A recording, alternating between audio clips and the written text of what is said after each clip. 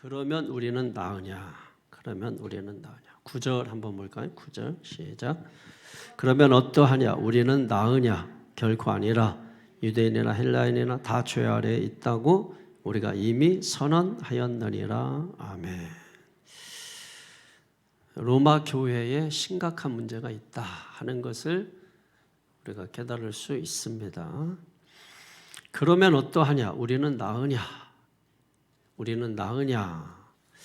여러분 1장에서 로마서 1장에서 이방인의 죄를 다룬다고 했죠. 2장에서는 유대인의 죄를 다룬다고 했습니다. 3장에 와서는 질문을 던지는 겁니다. 그러면 우리는 나으냐? 여기 우리는 유대인을 의미하는 것입니다. 아브라함의 자손, 하나님의 선민, 율법을 가진 자, 이방인들보다 아주 뛰어나다고 생각하는 이 사람들, 우리는 저들보다 더 낫지 아니하냐 물어보는 거예요. 그러자 주님의 대답은 무엇입니까? 결코 아니라. 결코 아니라. 이거는 강한 부정이에요. 강한 부정. 전혀 아니다. 절대로 아니다. 뭐 이런 뜻입니다. 왜 아니냐? 그 이유를 또 설명하죠. 우리는 다 죄 아래 있기 때문이다. 헬라인이나 유대인이나 다, 젊은이나 노인이나 어린아이나 다, 건강한 자나 병든 자나 다 우리는 죄 아래 있다. 이렇게 말씀하고 있습니다. 이 죄 아래 있다. 죄의 지배 아래 있다. 죄의 권세 아래 있다. 죄의 통치 아래 있다. 이런 뜻이죠. 그러니까 인간이라고 하는 것은 바로 이 죄의 체계 안에 갇혀 있는 존재. 그게 바로 인간이라고 하는 것입니다. 자, 그러면 오늘 궁금한 것이 이 말씀을 왜 주실까 하는 것입니다. 왜 주실까? 오늘 이 말씀을 우리가 알려면 내가 누구인지를 반드시 알아야 합니다. 나는 누구입니까? 오늘 성경은 나는 죄인이다 이렇게 말씀. 나는 죄인이다. 왜? 우리가 얼마만큼 죄인인 줄 알아야 은혜의 크기를 알 수 있기 때문입니다. 그래서 24절을 보면 은혜 이야기를 하고 있는 거예요. 여러분 사람들은 세 가지 착각을 하고 산다고 해요. 나는 너보다 낫다 이런 착각 첫 번째. 두 번째는 나는 그 정도로 나쁘진 않다 두 번째 착각. 세 번째 착각은 나는 스스로 바르게 살 수 있다. 보십시오 여러분 이 세 가지 범주 안에 다 들어있습니다. 나는 너보다 낫다 이런 생각을 가지고 있어요. 한번 생각을 해보십시오. 내가 너보다 낫다 이런 말을 하게 되면 어떻습니까? 여러분 앞에 놓고서 옆 사람한테 얘기해 보세요. 야, 내가 아무리 봐도 너보다 나. 서로 인사하십시오. 반갑게. 아무리 생각해도 내가 너보다 나. 여러분 이런 이야기를 듣는다고 생각하세요. 그리고 심각하게 와가지고 나는 너보다 나. 누가 성도님이 와가지고 목사님 불러놓고 제가 아무리 생각해도 목사님보다는 나은 것 같아요. 이러면 여러분 제가 어떨 것 같으세요? 인사사고 나죠? 예, 인사사고 나고 또 마음이 상하고 감정이 상하고 그죠? 근데 이게 만약에 이런 일이 교회 안에서 일어난다고 생각해 보세요. 교회 안에서 집사님 내가 집사님보다 훨씬 나아. 집사님보다는 내가 더 도덕적이고 더 윤리적이고 더 신앙적이고 내가 아무리 생각해도 집사님보다 못하지는 않아.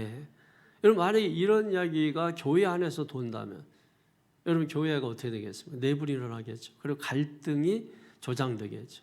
이런 일이 지금 로마 교회 안에 일어나고 있다는 겁니다. 그럼 로마 교회가 왜 이런 갈등이 있었느냐? 로마 교회는 그럴 수밖에 없어요. 여러분 지금도 마찬가지입니다. 우리도 어쩌면 우리는 로마 교회는 딱 구분을 해서 뭐 유대인 이방인 구분하지만은 우리는 그렇지 않죠. 우리는 뭐 10인 10색, 100인 100색입니다. 그러니까 로마 교인들은 두 부류가 있었어요. 크게. 예를 들면 유대인들 처음 이렇게 태생적인 유대인들 그리고 이방인인데 예수 믿은 사람들. 그러니까 유대인이니까 당연히 유대교를 믿다가 예수 믿은 사람들. 그러니까 유대인이에요. 태생적인 유대인들. 그 다음에 이방인인데 예수 믿은 사람들. 그런데 예를 들면 이 사도행전 사도행전 13장 16절에 보게 되면은 여기에 이제 그 이스라엘 사람, 그 다음에 하나님을 경외하는 사람, 이렇게 한 절에서 이스라엘 사람과 하나님을 경외하는 사람이 이렇게 나옵니다. 그러면 이스라엘 사람은 뭐고 하나님을 경외하는 사람은 뭐예요? 그리고 오늘 유대인들은 나는 너보다 나아 이렇게 말합니다. 나는 너보다 나아 할 때 이건 이방인을 가르치는 거예요. 이방인을 가르치는 겁니다. 그러면 유대인들은 그 대상이 누구며 이스라엘 사람은 누구고 하나님을 경외하는 사람은 누구예요? 같은 것 같죠. 근데 여기에는 엄격하게 구분이 돼요. 예를 들면 이스라엘 사람은 두 종류입니다. 하나는 태생적인 유대인. 이 태생적인 유대인이라는 걸 뭐냐면 난지 8일 만에 할례를 받은 거예요. 난지 8일 만에 할례 받은 사람들을 이 태생적인 유대인이라고 말합니다. 유대인. 우리가 유대인 하면은 난지 8일 만에 할례 받은 사람을 말하는 거예요. 그 다음에 두 번째 이스라엘 사람이라고 할 때 이 두 번째는 뭐냐면 이방인인데 예수 믿고 할례 받은 사람들. 이방인으로서 예수 믿고 뭐야? 할례를 받은 사람들입니다. 할례를 받은 사람들. 할례 받은 사람들. 이방인으로서 예수 믿고. 그러니까 이 사람들은 이스라엘 사람이에요. 왜? 할례를 받았으니까. 그런데 이 사람들이 문제예요. 하나님을 경외하는 사람, 오히려 이 사람들보다 더 거룩하게 느껴지는 이 이름. 근데 여기는 뭐냐면 이방인인데 뭐예요? 할례를 받지 않은 사람들. 할례 받지 않은 거. 지난번 제가 주일날 설교했잖아요. 왜 이방인들이 할례를 받지 않았고 이 사람들은 할례를 받았을까? 이 사람들은 할례 받다가 죽을 수도 있는데 그 위험을 무릅쓰고 받았으니까 유대인으로서 받아준 겁니다. 근데 이 사람들은 겁이 나잖아요. 아, 이거 할례 받다 죽는 거 아니야? 아, 이게 뭐 병이 도져가지고 도중에 죽는 거 아니야? 그러니까 두려운 거예요. 어른이잖아요. 다 알잖아요. 그러니까 이 할례를 받는 거에 대한 이 두려움을 가지고 있는 거예요. 그래서 여러분 사도행전 15장에 보게 되면 예루살렘 공회라는 게 열리는데 사도 바울이 어떤 문제를 다루냐면 이방인들이 할례를 받지 않고 구원받는다는 문제를 다룹니다. 이것이 예루살렘 공회를 통해서 통과가 돼요. 그랬을 때 제일 기뻐한 사람들이 누구고 제일 싫어하는 사람들이 누구일까요? 이 사람들이 제일 좋아한 거야. 그러면 이 사람들이 예루살렘 성전에서 예배드리다가 어디로 갔겠어요? 이 사람들이 간 곳이 시나고교라는 회당으로 간 겁니다. 그래서 여러분 사도 바울은 이방인의 사도죠. 이방인 만나려면 어디로 가야 되겠어요? 예루살렘 성전 가야 됩니까? 회당 가야 됩니까? 회당 가야 되죠. 그러니까 이 회당에 그래서 여러분 눈만 뜨면 회당에 가는 거예요. 그럼 회당에 가면은 사도 바울은 당시에 유대 사회에서는 가장 유력한 아주 유력한 학자입니다.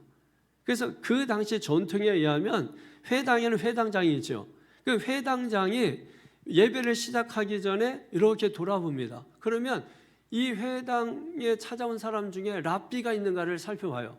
그 랍비가 있으면은 찾아가서 오늘 설교 좀 해주십시오. 이렇게 부탁하는 게 전통이에요. 그리고 만약에 예배가 시작됐는데도 불구하고 이 랍비가 오지 않았어요. 근데 예배 도중에 들어왔어. 그럼 도중에 들어왔어도 랍비가 오면은 반드시 설교권을 랍비한테 줘야 됩니다. 그게 이제 유대인의 회당의 전통이에요. 그래서 예수님도 회당에 가시고 왜 이방인들을 만나는 또 사도 바울도 왜 이방인의 사도로 부름을 받았잖아요. 그래서 이 회당에 가게 된 겁니다. 그러니까 지금 유대인들이 예를 이 이방인들을 향하여 근데 성경에서는 이 사람들을 뭐예요? 하나님을 경외하는 사람이라고 말하는 것이에요. 이게 재밌는 거예요. 같은 교회면 교회지, 같은 교인이면 교회면 됐지. 근데 왜 같은 교인끼리 서로 반목하고 갈등하고 이런 반목하는 게 뭐예요? 반목이에요. 반목. 여러분 교회에서 서로 마주쳐도 본체만 차는 겁니다. 교회에서 서로 마주쳐도 인사도 안 하는 겁니다. 반목하는 거예요. 여러분 교회 안에 있어요, 없어요? 그 이유가 뭐냐? 갈등이 시작돼서 그런 것이. 갈등의 결과가 반목으로 끝나는 겁니다. 그러니까 이미 여러분 누가 보고서 본체만 찬다 그러면은 갈등을 지나서 이미 반목이 시작된 거예요. 그럼 이제 교회가 나눠지는 것입니다, 여러분. 그러니까 오늘 이 유대인들이 이방인들을 향해서 내가 너보다 낫다. 이게 교회 안에서 이런 일이 일어나는 거예요. 근데 특별히 로마 교회는 두 부류가 있습니다. 그러니까 이 두 부류 가운데 유대인들이 이방인들을 향해서 내가 너보다 낫다. 그러니 어떻습니까? 갈등이 일어나겠죠. 그럼 갈등을 일으킨 장본인이 누구예요? 바로 유대인들입니다. 여러분, 왜 이 유대인들이 갈등을 일으켰을까요? 왜 갈등을 일으켰을까? 한마디로 말하면 교만 때문입니다. 교만. 여러분, 교만이 뭐예요? 교만은 나를 나타내는 겁니다. 나를 드러내는 거. 여러분, 사람들은 딱 그 속에요. 딱 이 독사, 이런 가을 독사는 여러분 독이 굉장히 아주 강합니다. 그래서 가을에 이 독사한테 물리면 죽어요. 그래서 가을 산을 조심하셔야 돼요. 가을에 물리면 죽습니다. 독이 완전히 그냥. 그러니까 그 가을 독사 같은 게 다 사람들 마음속에 딱 이렇게 도사리고 있는 거예요. 그러다가 이제 기회가 딱 되고 어떤 판이 딱 깔리면은 그때 여러분 이 독사가요 고개를 탁 쳐듭니다. 그러고서 인간의 본성을 타고 흘러나옵니다. 여러분 이게 무서운 거예요. 그래서 여러분 우리가 보십시오. 그 독을 뿜어내는 거예요. 그 독을 기회가 딱 오면 판이 딱 깔리면 딱 있다가 여러분 독사의 이 머리를 딱 드는 것입니다. 그게 여러분 다 누구나 있다 이거. 여러분은 없는 것 같죠. 여러분도 뭔가 기회가 생기고 판이 쫙 깔리면은 고개 숙이고 있던 이 독사 머리가 딱 고개를 들고 여러분 본성을 타고 기어 올라오는 것입니다. 이걸 성경에서는 교만이라고 하는 거예요.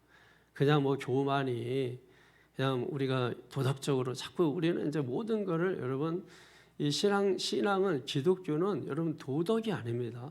기독교는 윤리 종교가 아니에요. 그런데 이게 신앙이 안 되면 자꾸 이 기독교를 윤리 종교. 그러면 여러분 그거는 인간의 관점이에요. 오늘 성경에 보면은 예를 들면 의인은 없나니 하나도 없다. 이런 말씀하세요. 이건 하나님의 기준이에요. 그러면 인간의 기준으로 볼 때 어떤 사람은 의인처럼 보이고 어떤 사람은 죄인처럼 보이고 어떤 사람은 악인처럼 보이고 하나님의 기준은 이거 아니에요. 인간의 기준으로 하는 거 아닙니다. 하나님의 기준은 의인은 없나니 하나도 없어요. 그래서 여러분 뒤에 계속 보십시오. 여기 보게 되면은 11절에 깨닫는 자도 없고 하나님을 찾는 자도 없고 선을 행하는 자도 없고 거기에 보면은 뭐 인간의 생각, 말, 행동, 마음 이런 것들이 다 나오죠. 입, 뭐 발, 입술, 혀 뭐 이런 것들이 나옵니다. 그러니까 인간의 생각이나 말이나 행동, 마음이 다 뭐예요? 죄의 영향권 안에 있다. 여러분 태풍권 안에 있다. 죄의 영향권 안에 있는 거예요.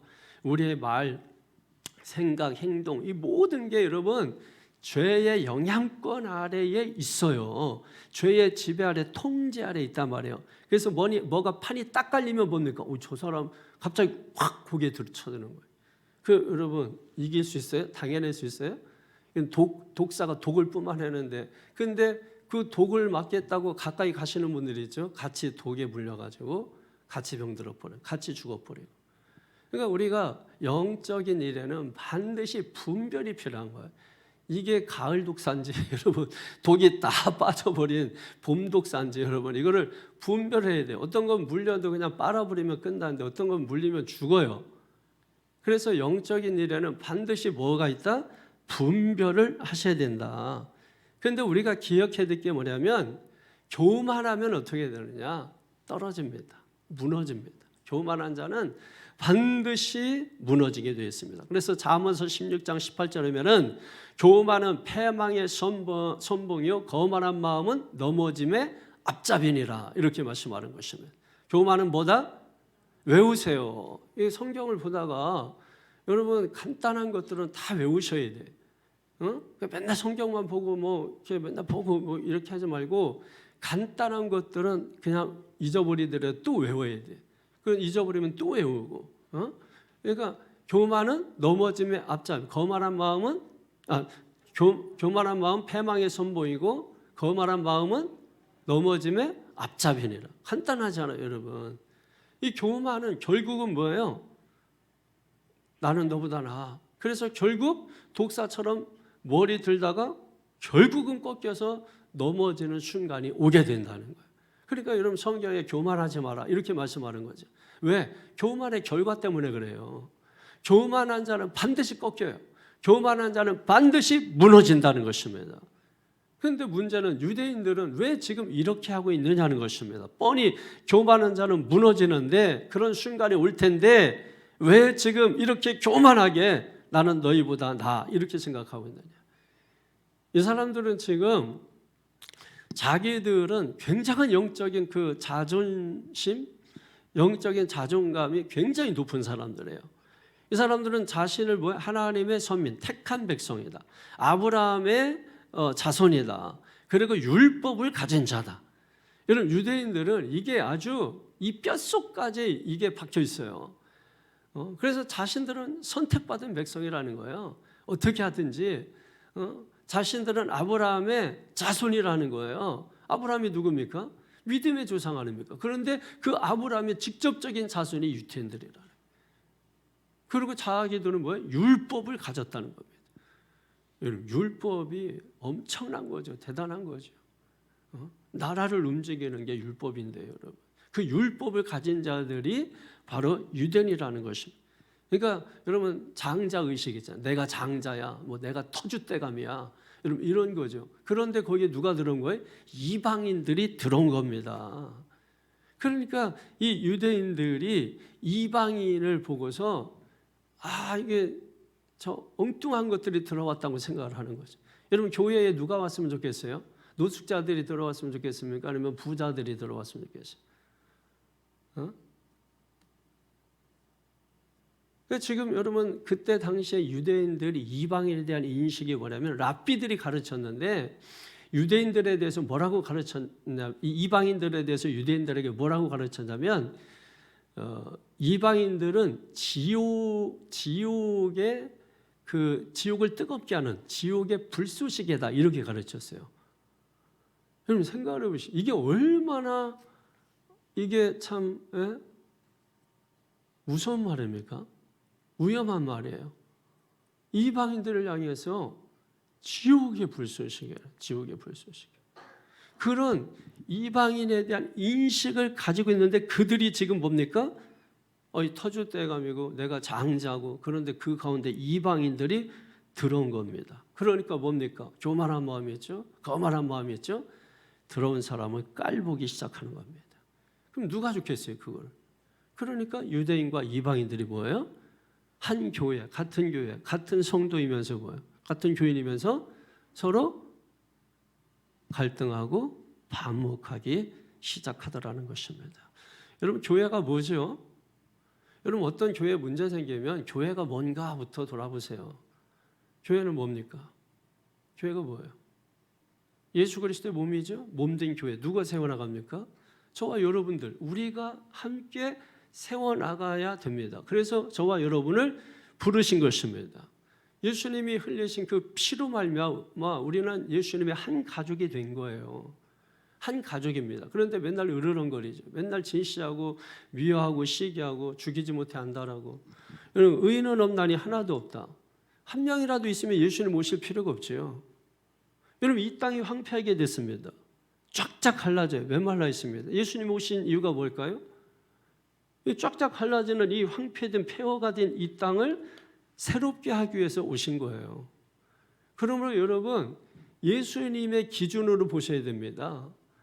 사람의 기준은 저 인간 악하고 저 사람 뭐하고, 그러나 여러분 예수님의 기준은 과거에 이 사람이 얼마나 나쁜 짓 하고 악한 일하고 사람을 뭐 어떻게 하고 여러분 그랬다 할지라도 하나님의 기준은 예수 믿으면 구원입니다. 사람들의 기준은 그렇지 않죠. 그러니까 사람들은 그런 예수님이 싫은 거예요. 왜? 나는 그래도 너보다 정직하게 살았고 나는 너보다 더 그래도 더 윤리적이고, 그런데 어떻게 똑같을 수 있어? 여러분 그렇게 생각을 하는 거예요. 그러니까 그렇게 말씀하시는 예수님이 싫은 거예요. 그래서 야 우리는 우리끼리 살 거야. 그래서 생겨난 게 뭡니까? 인본주의라는 것입니다. 그래서 인본주의는 사람이 중심이 된 것을 말하는 거예요. 사람이 중심이 되는 거예요. 그러니까 사람이 결국 신이 되는 거죠, 여러분. 그러니까 이 인본주의가 하나님을 대적하는 것입니다. 우리는 여기에서 돌아서서 여기 뭐야? 하나님 중심으로 살아가는 걸 우리가 신앙이라고 말을 하는 것입니다. 그러면 여러분 교회는 뭘 해야 됩니까? 예수님이 오셔서 하신 일, 그걸 우리가 전해야 되는 것이죠. 근데 이게 여러분 하기 싫은데 뭐 억지로 하고 이런 그런 차원의 그런 말이 아닙니다. 여러분 우리가 어디 가서 뭐 맛있는 거 먹으면 누가 생각납니까? 어디서 좋은 거 보면 누가 생각나요? 왜 생각나죠? 여러분 우리가 교회에 와서 막 은혜 받고 그래서 막 내가 죄인인 것을 알고 그런데 하나님의 은혜가 임해서 내가 죄 용서받고 내가 왜 죄인인 것을 알아야 되냐면 죄인인 것을 아는 만큼 은혜의 깊이를 알게 되기 때문이거든요. 그래서 막 너무나 이 막 은혜가 넘쳐난다 그러잖아요. 넘쳐 흐르는 거예요. 그러니까 전도라고 하는 것은 뭐냐면 그냥 뭐 깃발 들고서 예수 천당 불신지옥 노숙자 같잖아요. 여러분 그거 보면서 지금 감동이 오고 막 감격이 오고 막 이게 옵니까? 여러분 그게 안 오잖아요.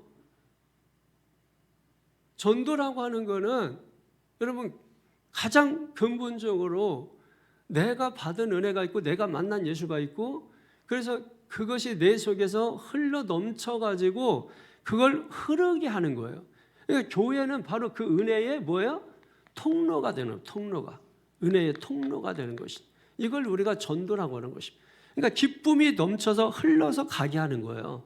그걸 가족에게 가고 여러분 교회 와서 예배 드렸는데 여러분 교회 집에 가서는 아주 분노가 흘러가고 아니 여러분 이런 식으로 하게 되면 누가 그 사람을 보고 예수를 믿겠냐고. 예?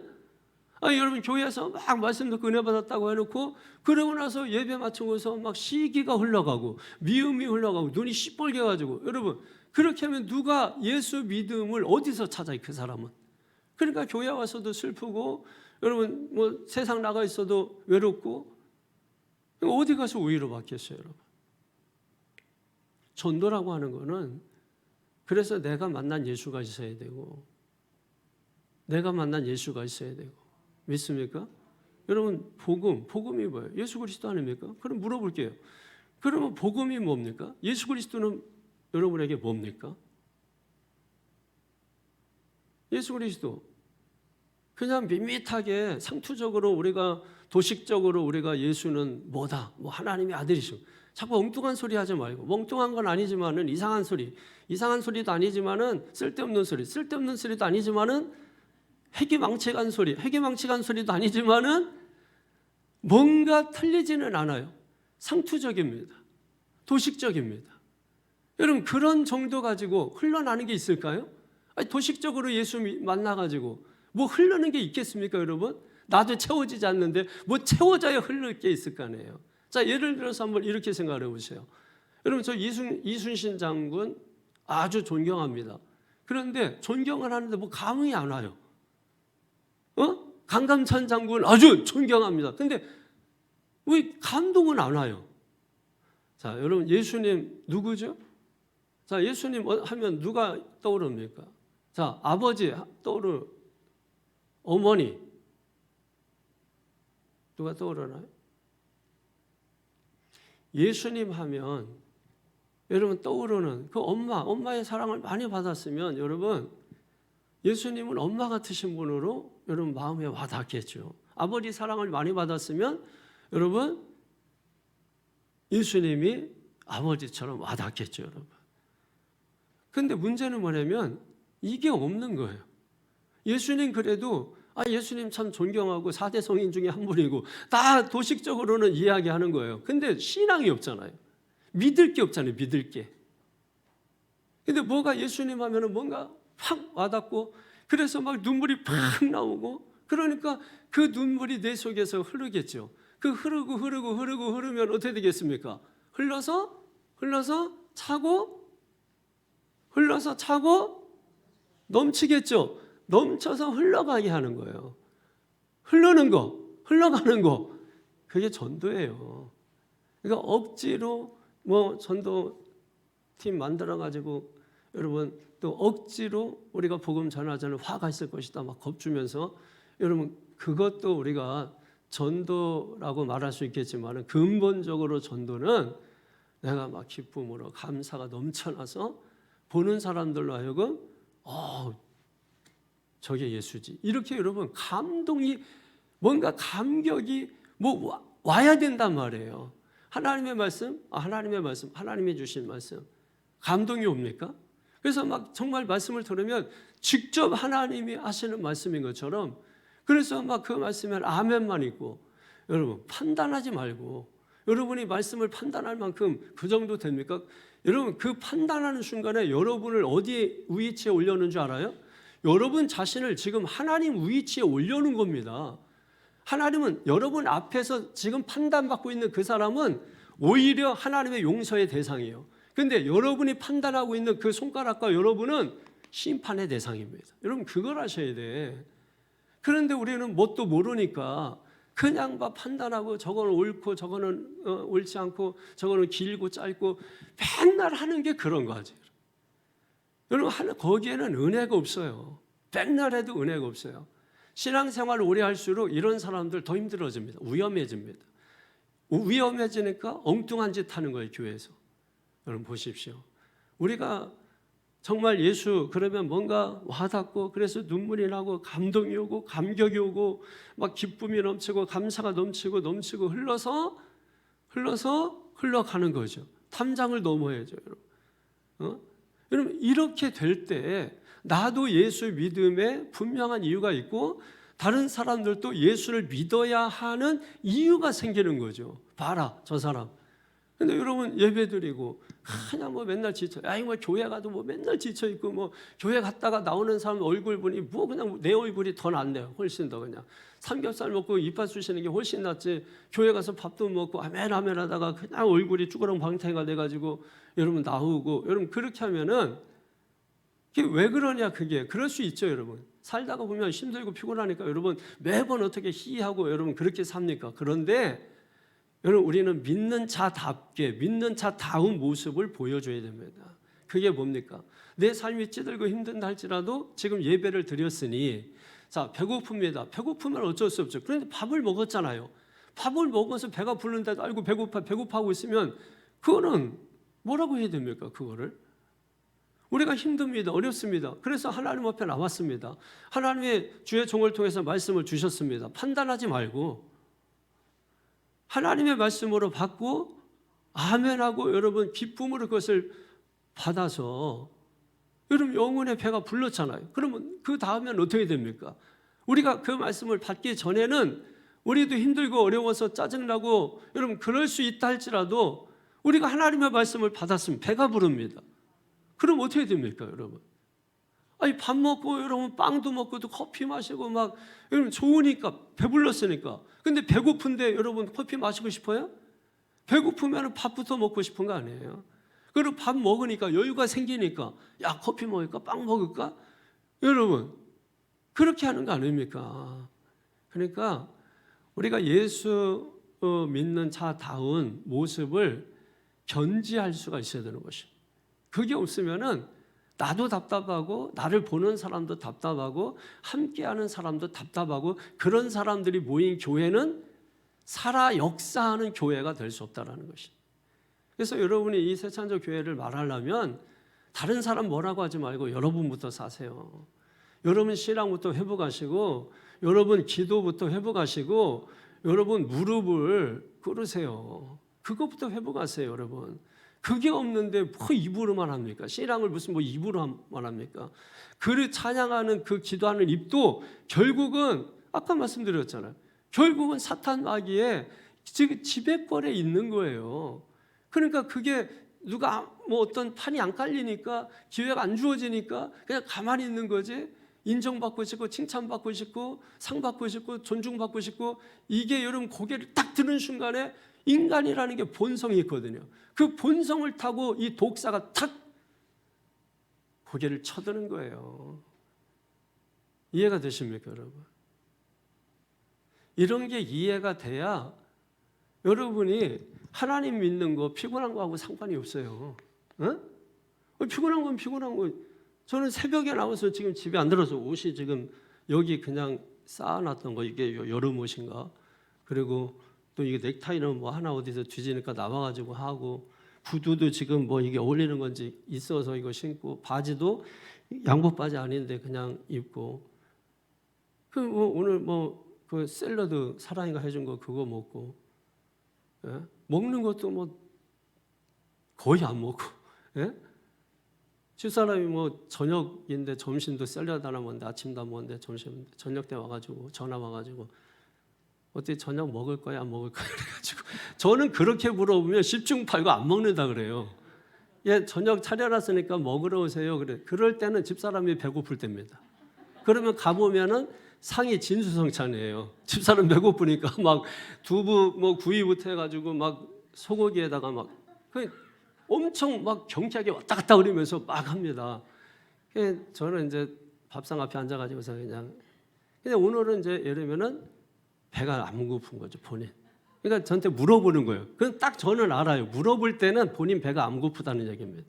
그러면 저는 이게 남을 배려하는 게 이게 습관이 돼 있어가지고, 아니 나 안 먹을 거야, 괜찮아, 너 여기서 알아서 할게, 이렇게 하고 안 먹어버려요.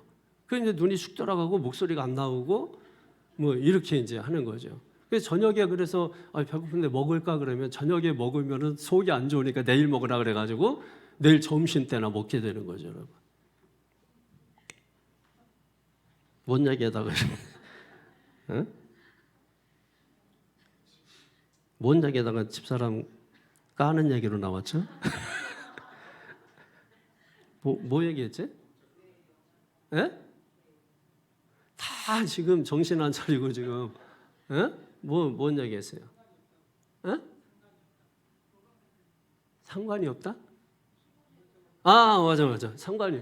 여러분, 배고파도 그 얘기에다가 이쪽 집사람 까는 얘기로 갔구나. 배고파도 여러분 하나님 믿는 거 상관없어요. 직장 여러분 이런 거 하나님 믿는 거 상관없어요. 여러분 왜 우리 목사가 왜 여러분 아무리 뭐 싸워서 누가 하고, 근데 저는 하나님 믿는 거 상관이 없어요. 저는 어떤 이런 사업을 한다, 하나님 믿는 게 상관이 없어야 되는 겁니다. 어떤 직업을 가지고 있다, 직업 때문에 뭐 하나님 믿지 못한다, 뭐 내가 피곤해서 힘들어서 뭐 하나님 믿지 못한다, 이건 여러분 믿는 게 아닌 거예요. 진짜 하나님을 믿는 거는 내가 뭐 힘들고 누가 돌아가셨다 할지라도, 사랑하는 사람이 그래서 너무 슬픔 가운데 있다 할지라도 하나님 믿는 거하고 상관이 없어야 돼요. 이해가 되십니까? 그러니까 죄를 지어도 하나님 믿는 데는 상관이 없어야 돼요.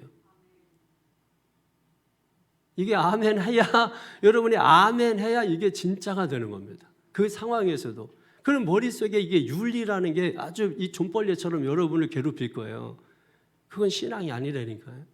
성경을 보세요, 성경을. 그렇다고 해서 여러분 그렇게 하라는 게 아니잖아요. 그러나 이게 본질이에요.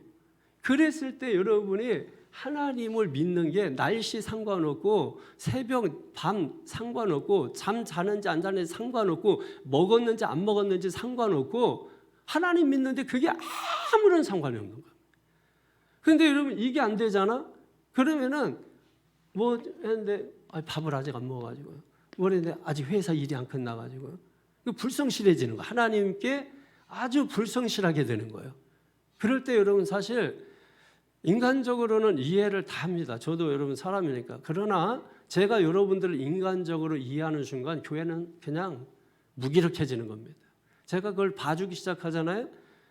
그걸 봐줌을 당한 사람은 그 순간은 위기 모면하고 넘어갈 수 있겠지만, 그래서 제가 사실 몇 번 그냥 넘어가는 경우 많아요. 그러면 뭐 좀 늦게 오고 뭐 또 불성실하게 이렇게 하고 그러면은 제가 그냥 그래 하도 뭐 우리 목사 깐다 그러고, 그러니까 그냥 제가 그냥 넘어가고 뭐 이럴 때 많아요. 근데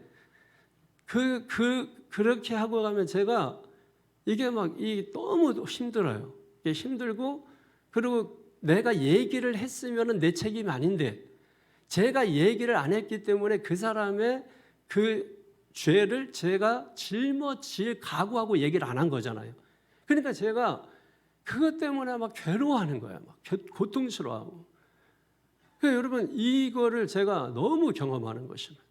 여러분 목사는 지도자는 여러분 그런 거예요.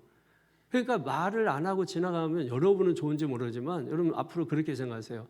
아이고 지금 나 때문에 목사님 죽어나가겠구나. 이 생각 좀 가져주세요. 그래서 여러분 신앙생활하면서도 하나님께 잘하는 사람이 있고 목사에게 잘하는 사람이 있고 사모에게 잘하는 사람이 있고 목사 가정에 잘하는 사람이 있고 오직 교회에만 잘하는 사람이 있고 여러분 다 달라요. 그러니까 여러분 다 다른 거야. 다른 거야. 그러니까 서로 다름을 인정하고 존중해 주면서 내가 하는 거는 괜찮고 남이 하는 건 안 되고 내노남불하지 말고 누가 하든지 간에 내가 못하는 걸 저분이 하시는구나. 할렐루야, 땡큐, 감사합니다. 여러분 이렇게 가셔야 정상인 거예요. 아시겠습니까? 여러분 신앙생활을 이렇게 해야 되는 거야. 이게 되지 않으니까 맨날 걸려. 누가 하는 거 봐도 걸리고 누가 안 하는 거 봐도 걸리고. 아이고 어떻게 아니 해도 걸리고 안 해도 걸려. 그럼 어떻게 하라는 거예요? 그러면 아니 어떻게 하라는 거야? 하라는 거야 말라. 그럼 갈까 말까 갈까 말까 맨날 이 신앙생활을 요구해야 되는 거예요, 여러분? 아니 여러분 생각해 보시라고. 아니 해도 걸리고 안 해도 걸리고 이렇게 하면은 이게 신앙이 안 되는 거예요. 누가 하면 아이고 감사합니다 할렐루야. 누가 해도 아이고 감사합니다 할렐루야. 교회 나오기만 해도 할렐루야 감사합니다. 이게 얼마나 귀해. 여러분 그분 한 분 누구 안 나오면은 이분 안 나온 분 때문에 사실 목사는요 예배가 잘 집중이 안 돼요. 딱 눈에 딱 들었는데 누가 안 보여. 그러면은 이게 굉장히 이 스트레스를 많이 받게 되는 거죠, 여러분. 그러니까 여러분 나와 계시는 것도 감사하고 할렐루야고 땡큐고 여러분 항상 우리가 교회 안에서 신앙을 해서 교회가 뭔지 예수 그리스도의 몸이고 그 몸을 누가 세워가느냐 우리가 세워가야 되고 그래서 부름을 받은 것이고 그래서 교회가 해야 되는 일은 예수님이 하신 일을 하는 것이고 예수님이 하신 일이 뭐예요? 살리는 일을 하셨고 그럼 내가 하는 일이 말이 생각이 행동이 살리는 겁니까? 죽이는 겁니까? 그거 보시라는 거예요. 그러면 교회가 하는 일 얼마든지 하나님이 쓰시겠죠. 근데 지금 이 유대인들, 이 로마 교회 모여가지고 지금 뭘 하고 있습니까? 서로 갈등하고 서로 반목하고. 그러니 여러분 그 교회를 지금 향해서 로마 교회를 향해서 꿈을 꾸고 있는 사도 바울인데 어떤 꿈을 꾸고 있죠? 이 땅끝까지 사도행전 1장 8절에 땅끝까지 가서 복음의 증인이 되라는 그 명령을 받들고 지금 스페인으로 가는데 당시 로마가 다 제국이잖아요. 로마가 다 다스렸잖아요. 그러니까 스페인도 그때는 다 로마인 겁니다. 그러니까 로마의 끝자락에 있었던 거죠. 그러니까 스페인을 가기 위해서는 반드시 로마 교회의 도움을 받아서 가려고 하는 꿈을 가지고 있는 거야. 그러니까 사도 바울은 여기서 지금 여기에 있는 로마 교회를 통하여 여기 있는 이 서바나 스페인을 가고자 하는데 지금 이 로마 교회가 병들어 있어요. 이 교회가 지금 교회의 역할을 못하고 있는 거예요. 그러니까 사도 바울이 너무 마음이 안 좋은 거예요. 그래서 편지를 보내는 겁니다. 뭐라고? 야, 너희 교회인데 복음을 모르니? 여러분 이렇게 말씀하는 거예요. 그래서 로마서에 복음에 대한 말씀을 쫙 기록하는 겁니다. 여러분 로마 교회가 믿음이 좋은 교회일까요? 믿음이 좋지 않은 교회일까요? 편지 받았으니까 믿음이 좋은 교회예요? 여러분 믿음이 좋아서 이거 편지 쓴 거 아닙니다. 믿음이 형편없어서 교회인데 복음을 몰라. 그래서 복음은 무엇이다 해서 쫙 복음에 대해서 여러분 설교하고 설명하고 편지하고 그리고 로마 교회가 그 복음을 받고 말씀을 공부하고 배워서 뭡니까? 충만해져서 그래서 결국은 뭐예요? 사도 바울이 로마 교회를 통해서 스페인에 가가지고 복음을 전하고 순교를 당하는 것입니다. 할렐루야. 여러분 교회가 교회의 역할을 하지 못하게 되면은 누군가는 그 교회를 향해서 꿈을 꾸고 있는데 꿈이 다 좌절되고 무너지는 거예요. 그럼 사도 바울은 사도행전의 9장 이하에 보게 되면은 이방인의 사도로 부름을 받았잖아요. 그러니까 이 사도 바울은 항상 마음에 무슨 빚이 있어요? 이방인들에 대한 빚이 있어요. 왜 그래요? 예수 믿기 전 사도 바울은 뭡니까? 예수 믿는 사람들, 예수 믿는 이방인들 이런 사람들을 잡아서 옥에 가두는 일을 했단 말이에요. 그러니까 예수 믿고 항상 이 사도 바울은 빚진 자 의식을 가지고 신앙생활을 한 거예요. 여러분 이게 중요한 겁니다. 우리도 신앙생활하면서 누군가에게 빚진 자 의식을 가져야 돼요. 누가복음 18장에 보게 되면 1만 달란트 여러분 빚진 자 비유 나오죠. 1만 달란트 빚 탕감받은.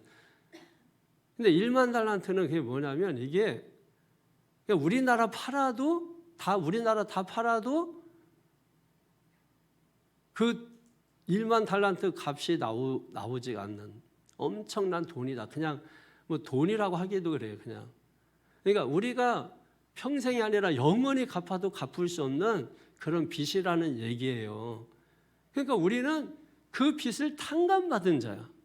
그럼 우리는 뭐 의식 가지고 살아야 돼요? 빚진 자 의식을 가지고 살아야 되거든. 그런데 우리가 정말 교회에 와서 빚진 자 의식을 가지고 살자.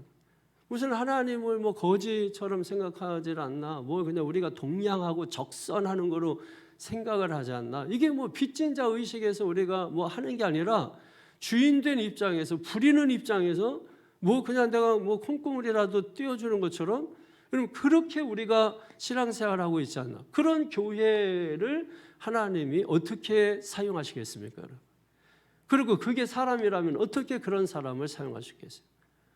하나님 가라면 가고 서라면 서고 주여 믿습니다 하고서 여러분 믿음으로 여러분 가는 그 사람을 하나님이 사용하시지 않겠습니까? 교회도 마찬가지죠, 여러분.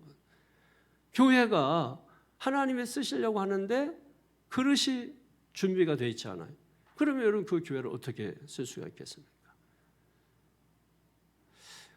오늘 유대인들은 결국은 이게 사리사욕 또 이기적이고 이익 집단 이런 사람들하고 이 손붙잡고 사는 사람들과 같은 것입니다. 그러니까 이 사람들은 절대로 손해를 보려고 하지 않는 사람들이에요. 그러니까 이 사람들은 또 특징이 뭐냐면 머리가 좋아 또 이런 사람들이. 근데 이런 사람들이 대통령 되고 정치인 되고 종교인 되고 그럼 여러분 어떻게 되겠습니까? 다 망하는 거예요.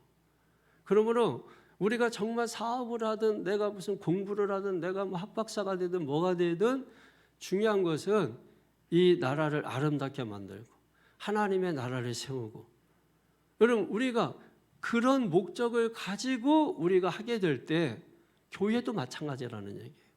우리가 성전을 건축하고 우리가 뭐 예배당을 짓고 또 우리가 성도들 전도해서 모으고 여러분 그걸 하는 그 이유와 그 목적은 하나님의 나라를 아름답게 세우기 위한 것이어야 된다.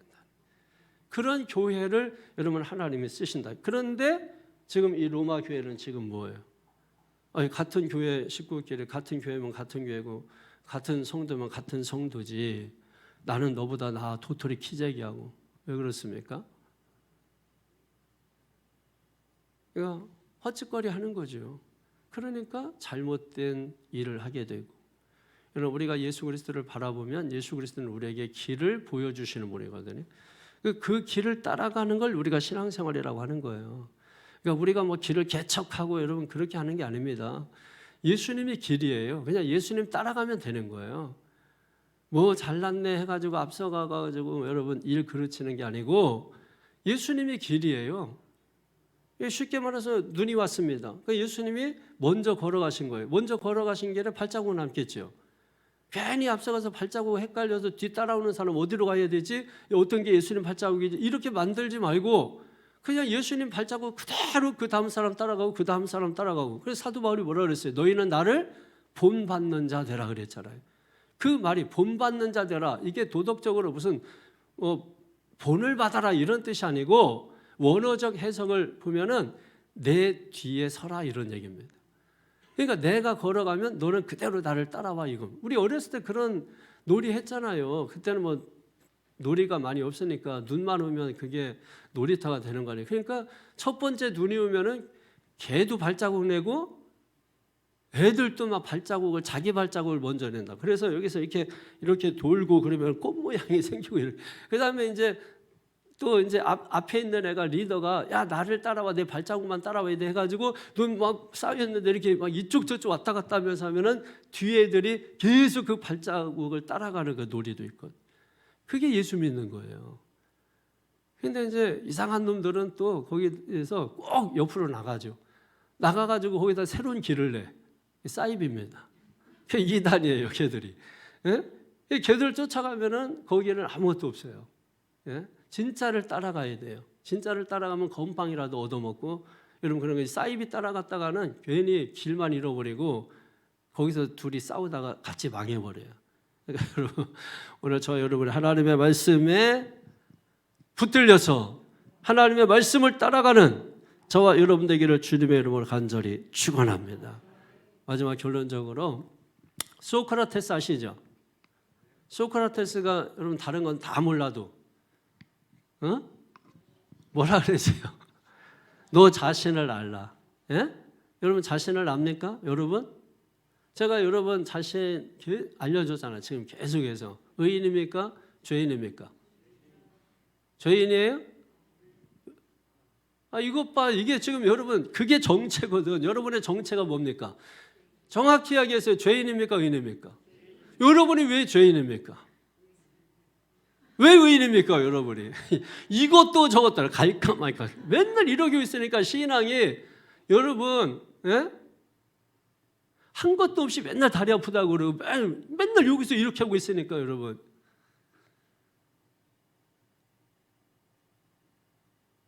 지금 성경에 우리를 뭐라고 말씀하세요? 의인이라고 하잖아요. 여러분은 의인입니다. 그런데 죄인이었던 과거의 죄인이었던 의인이죠.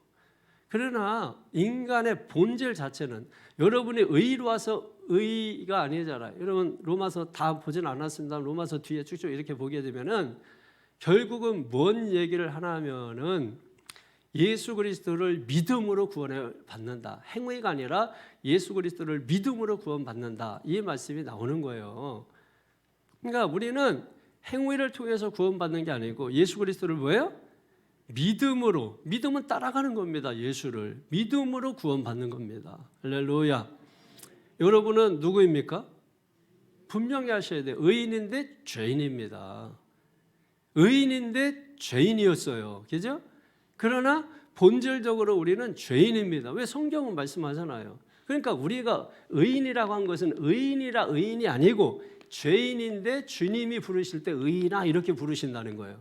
그러니까 여러분의 정체는 의인입니다. 그런데 죄인입니다. 이해되세요? 이 모순 같지만 이게 정확한 거라니까요.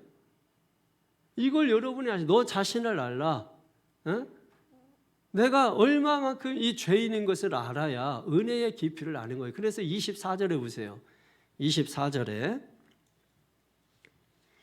시작. 그리스도 예수 안에 있는 속량으로 말미암아 하나님의 은혜로 값없이 의롭다 하심을 얻은 자 되었느니라. 아멘. 자, 우리가 의롭게 된 게 어떻게 됐는가를 여러분 보시죠. 우리가 죄인이었는데 하나님의 은혜로 말미암아 속량 받아서 우리가 의롭게 되었다. 지금 이렇게 말씀하고 있는 거 아닙니까? 여러분 우리가 하나님의 말씀을 들을 때 반응은 두 가지예요. 이제 보통 여러분이 이제 이렇게 말씀 듣고 나서 아유 목사님 오늘 아주 말씀이 좋았습니다. 뭐 어쩌라고요?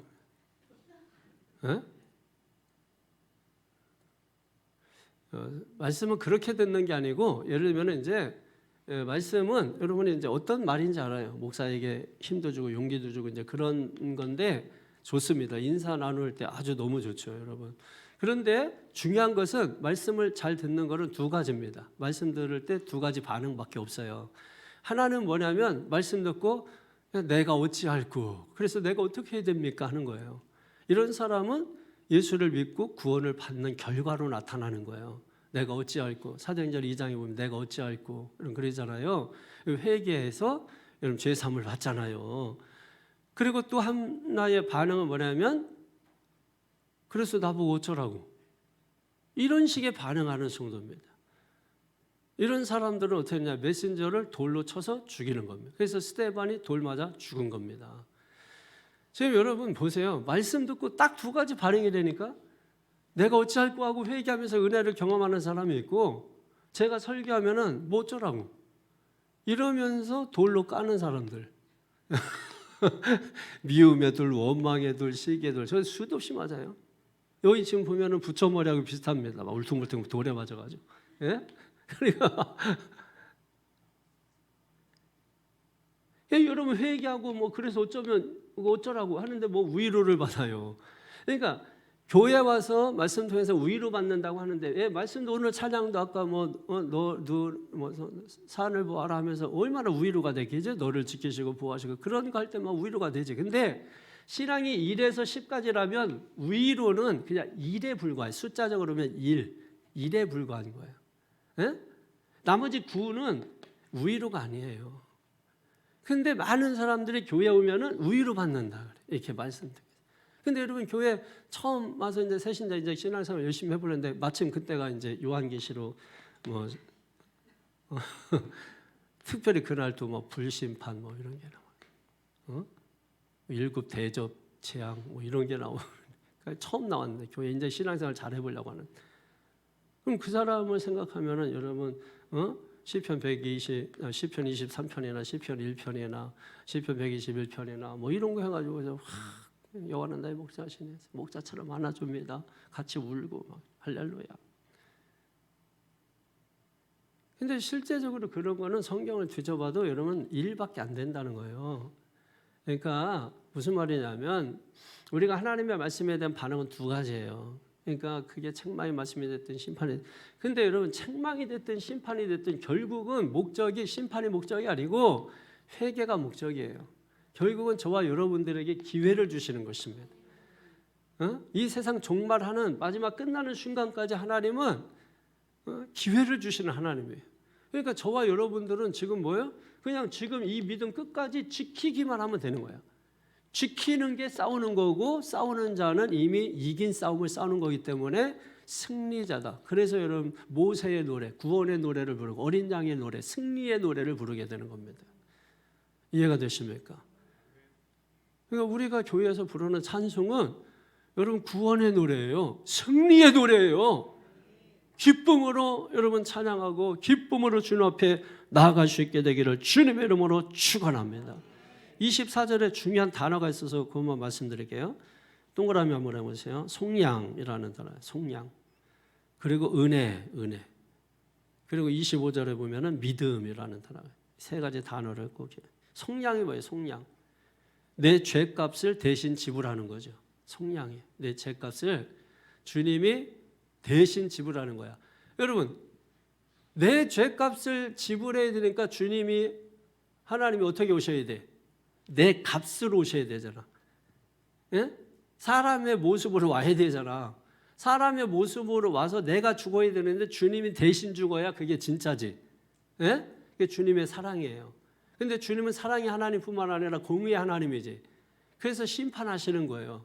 그래야 하나님이 하나님 되는 겁니다. 하나님이 사랑의 하나님, 공의의 하나님 되는 겁니다. 그래서 하나님이 되는 거예요. 그 다음에 은혜는 뭐예요? 받을 자격이 없는 자에게 주시는 하나님의 선물이죠. 믿음은 뭡니까?